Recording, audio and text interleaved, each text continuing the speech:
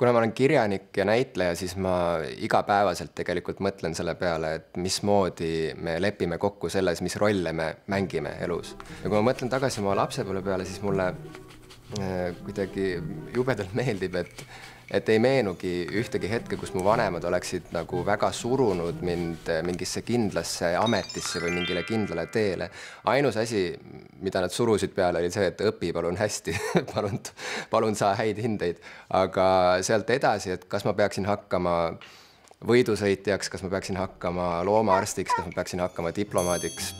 Seda survet ei tulnud mitte kuskilt, pigem just veet mind väga kannatlikult igasugu mänguringidesse, trennidesse, muusikakooli, mida ma vihkasin, käisin 6 aastat, klimberdasin klaverit ja tinistasin kitarri ja see oli kohutav. Ainus asi, millest ma aru sain, oli solfeggio. Sealt edasi ma käisin judotrennis, näiteringis, tegin sõpradega bändi, tegime klassivendadega filme. Joonistasin koomikseid õhtuti kodus, et kokkuvõttes kunagi ei öeldud mulle, et miks sa tegeled selle nonsensiga, miks sa ei tegele asjalike asjadega. Ja lõpuks, mis juhtus, oli see, et ma sain aru, et see ongi see minu rida. Minu tee siin elus ongi olla loominguline inimene, mõelda välja asju, teha seda siis kirjutades või näideldes või lavastades.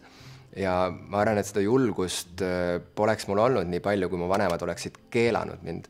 Ja ma arvan, et see ongi suurim kink, mida üks lapsevanem saab oma lapsele anda, on see, et ta saab teda julgustada, katsetama edasi ja lapsevanem peab pidama meeles tegelikult, et me ju kõik improviseerime, me keegi ei tea, kuidas see õige elu käib.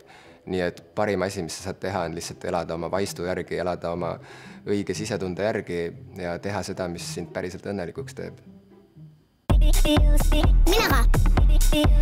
Mina ka.